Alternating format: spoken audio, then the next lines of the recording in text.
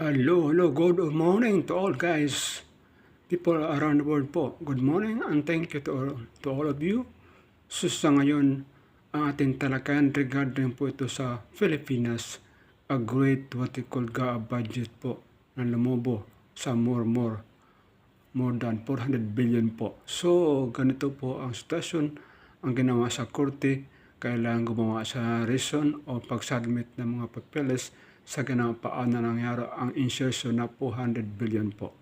So, pakinggan natin, makinig po tayo sa what we call argument hearing po regarding po ito sa what we call unprogrammed budget po. Napakalaki po. Billion po usapan dito.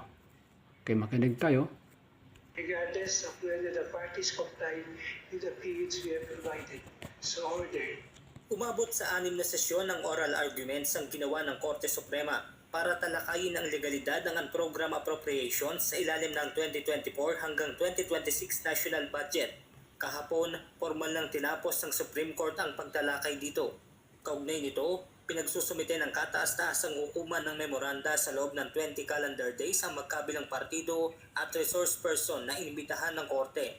Sa ginawang pagdinig ng Korte sa 6 na sesyon mula noong Abril hanggang ngayong Hulyo, napuna ng maestrado ang naging paglobo ng unprogrammed appropriations matapos ang Bicameral Conference Committee o BICAM.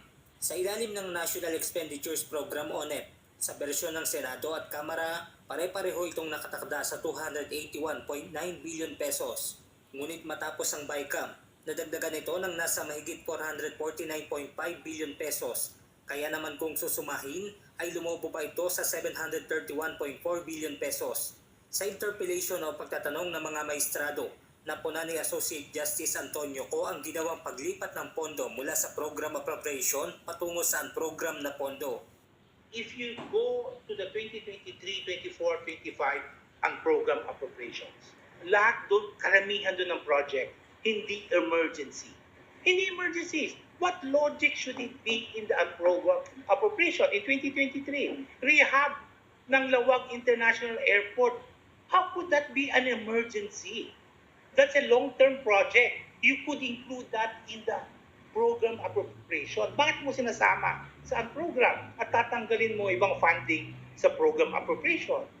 Samantala, 15 calendar days naman ang itinakda ng Supreme Court para isumite ng Senado at Kamara ang hinihinging supporting documents tulad ng manifestation, certification at dokumento kaugnay ng nangyaring paglobo sa UA. Is it possible that the court asks the representatives of Congress, both the House and Senate, to file a compliance with the court under oath attesting to what you are now telling us, that in fact they do not have the records? Nauna nang hiningi ng SC ang supporting documents, ngunit bigo naman ang Office of the Solicitor General na makakuha ng kopya nito sa Kongreso. Those are not part of the submissions, Your Honor.